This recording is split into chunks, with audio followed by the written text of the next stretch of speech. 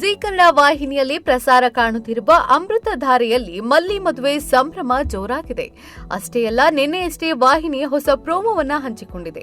ಗೌತಮ್ ಹಾಗೂ ಭೂಮಿ ಮುಂದೆ ಜಯದೇವ್ ಕುತಂತ್ರ ಸತ್ಯ ಅನಾವರಣವಾಗಿದೆ. ಆದರೀಗ ಜಯದೇವ್ ಮಾವ ಲಕ್ಷ್ಮೀಕಾಂತನ ಕತೆ ಹರೋಹರವಾಗಿದೆ. ಜೆಡಿ ಕೈಯಲ್ಲಿ ಸಿಕ್ಕಿ ಬಿದ್ದಿದ್ದಾನೆ.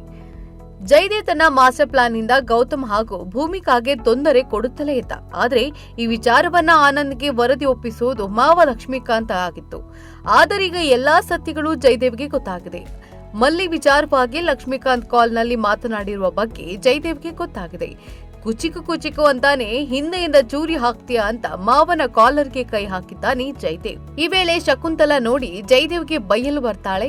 ಆಗ ಜಯದೇವ್ ಲಕ್ಷ್ಮೀಕಾಂತ ಅಷ್ಟೂ ಕೆಲಸದ ಬಗ್ಗೆ ರಿವೀಲ್ ಮಾಡ್ತಾನೆ.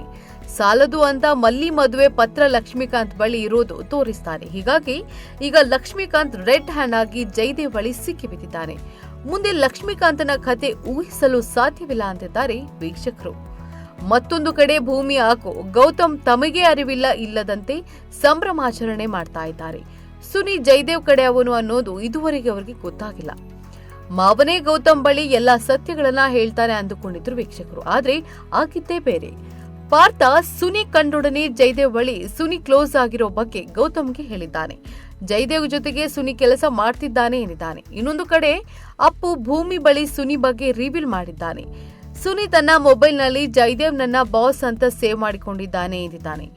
ಆದ್ರೆ ಅಲ್ಲಿಗೆ ಸುನಿಗೂ ಹಾಗೂ ಜಯದೇವ್ಗೂ ಲಿಂಕ್ ಇದೆ ಅನ್ನೋದು ಭೂಮಿಗೆ ಗೊತ್ತಾಗಿದೆ. ವಿಚಾರ ತಿಳಿಯುತ್ತಿದ್ದಂತೆ ಭೂಮಿ ನೇರವಾಗಿ ಜಯದೇವ್ ಬಳಿ ಹೋಗಿದ್ದಾಳೆ. ನಿಮಗೆ ಮಾನ ಮರ್ಯಾದೆ ಇಲ್ವಾ? ಎದುರುಗಡೆ ನಿಂತು ಏನು ಬೇಕಾದ್ರೂ ಫೇಸ್ ಮಾಡ್ತಾನೆ.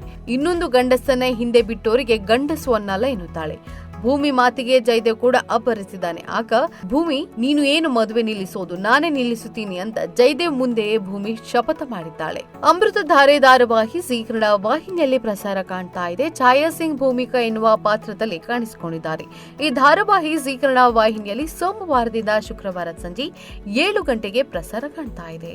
ಇಂಟ್ರೆಸ್ಟಿಂಗ್ ಮತ್ತು ಇನ್ಫಾರ್ಮೇಟಿವ್ ವಿಡಿಯೋಗಳನ್ನ ಮಿಸ್ ಮಾಡ್ಕೋಬೇಡಿ. ಈಗಲೇ ಸಬ್ಸ್ಕ್ರೈಬ್ ಮಾಡಿ.